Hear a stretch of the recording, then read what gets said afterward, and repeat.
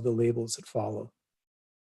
So label option 2 is that there's a separate label for each component. There's a separate label for the casement window, for the fixed window, and a separate label for the mullion.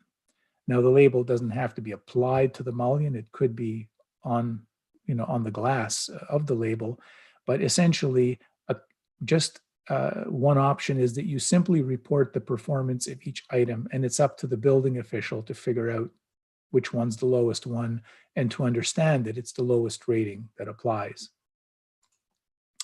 Label option 3 is a single rating a single label that reports the component of every product within it.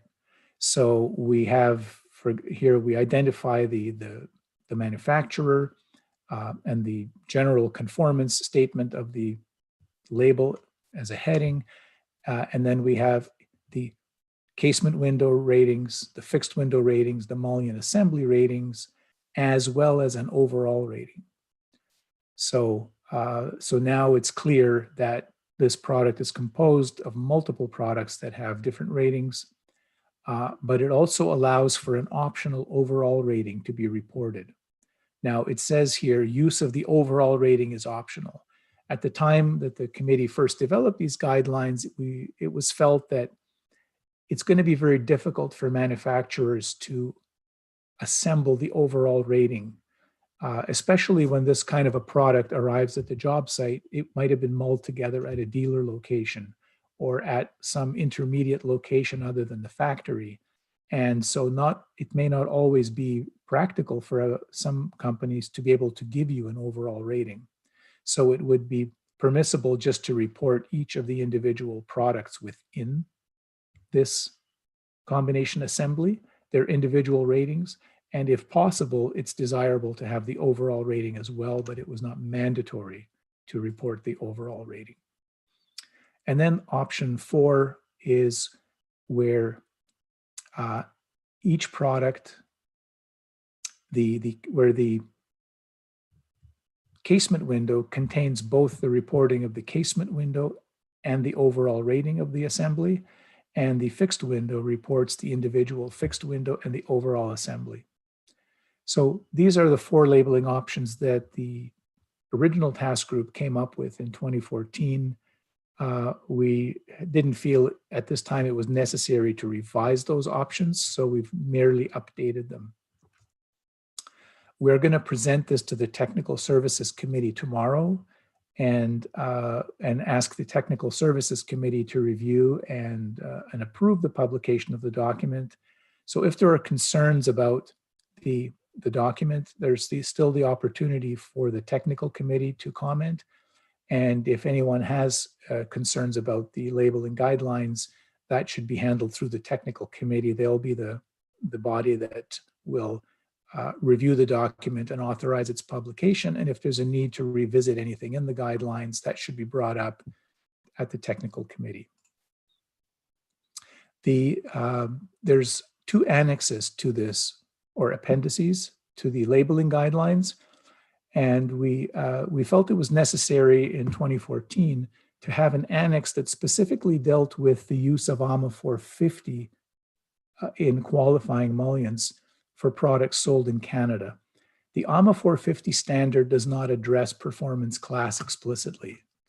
It does require the engineer to consider that the mullion deflection and permanent set criteria of a mullion needs to be considered. So if a product was being labeled to a performance class, the engineer needs to make sure that the mullion has the deflection characteristics appropriate to that class.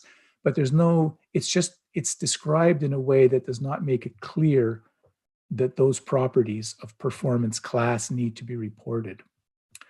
Similarly, in AAMA 450, the engineer or the lab that's working on the report is required to ensure that the air and water performance of the mullion assembly, of the actual mullion itself, is evaluated and is taken into account so that the mullion's performance contributes to the overall rating of the product. it's there as something that needs to be considered, but it's not clear that that needs to be reported at the level of the mullion.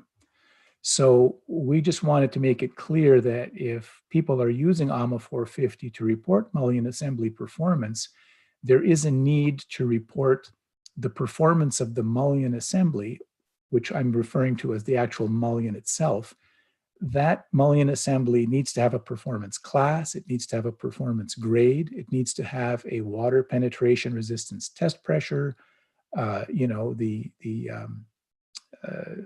design pressure, and to qualify for a performance class, it has to meet the permanent set deformation requirements of the mullion at the specified design pressure. So these properties using primary and secondary designator need to be tracked and reported in an AAMA 450 report that is going to be used for mullion labeling in Canada. So this information is not in AAMA 450. Even the revised new AAMA 450 that Dave will be telling you about does not make this explicitly clear. So these annex is still very important in these labeling guidelines to ensure that the AAMA 450 reports used for mullion labeling actually contain the information in a way that it can be reported. The other annex has to do with just reproducing illustrations of the mullion types that are recognized in the NAF standard, just to make this document a complete reference within itself. So that's a quick tour through the NAF's labeling guidelines. Next steps are to present this to the Technical Services Committee tomorrow and request the committee to consider when